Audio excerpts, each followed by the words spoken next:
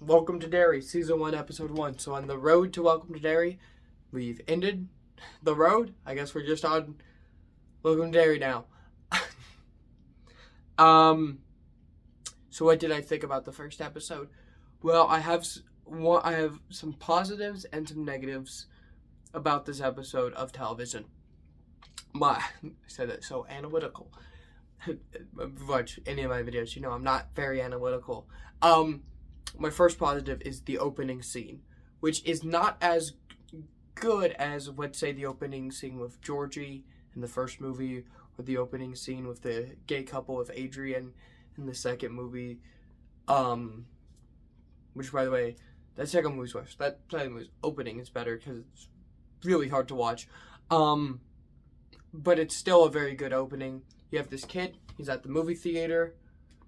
He's poor. He got in by breaking in, because he can't afford to get in, and then he gets into this car with his family. Family just turns out to be Pennywise, and there's a baby, and he dies. He gets eaten. Feast on the fear. And then the rest of the episode is really bad for a really long time, because, first of all, Dick Halloran shows up he's got like 5 seconds of screen time. That's cool. Shining reference. Immediately prove why I watched Shining and Doctor Sleep before this, along with the It movies. Hopefully, we explain why I watched Shawshank Redemption, which, great movie. You're gonna need to explain that one. But no, I'm sorry if I'm stumbling. It's late at night. But yeah, everything in between then is really bad.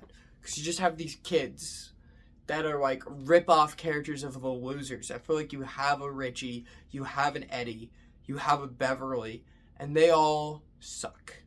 They are all super annoying. And I really didn't like them. And then I love the ending of this episode. Because there's also like a lot of repeating things from the movies. And I'm like, oh, is this just going to be the same thing as those movies again? And then the show does something really smart. Or at least the first movie. They all get horrifically murdered by Pennywise in a movie theater in the ending of the episode. And that made me go, holy shit. This show has balls. And it's going to be something new and original from here on. Also, positives. Racism was like a major theme in the book, from my understanding. That was not a major theme in the movie adaptations in it, Chapter 2. And here it is, because we're in the 60s, like how the book was in the 60s. We're in 62. So we're even in the early 60s. So racism is very prevalent, and it definitely plays a role here. We have a black or a military guy who has a lot of racism towards him, and I like that stuff. Not racism. I don't like racism. I like the stuff about racism here. And we have a girl who's like, that kid you're trying to find, Maddie, he went missing, and they just keep blaming my dad for it. It's like, okay. And then she's black, and I'm like, okay, I see what you're doing there. I'm smart enough to see what you're doing there. It's like, it's good. Good. You're finally tackling one of the themes from the book. Also, I like that there's a turtle as their mascot, because in the book, there's a turtle. Just Google It Turtle, and it'll explain it to you. It's weird and complicated. So yeah, positives, turtle. Positives are turtle reference, racism. Not that racism is a positive. Handling racism in a knit project, finally. And opening kill and ending slaughter of everyone you think is important. Negatives, the characters that are probably only in this one episode because they all died were really annoying and I didn't like them. There we go.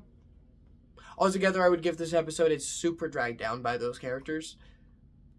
I would give it a B, just because of characters that you're intentionally just supposed to feel nothing about and think they're ripoffs of the losers. so that you can feel comfortable with killing them. Still, I'm still like, yeah, they're still pretty boring though. So yeah, B.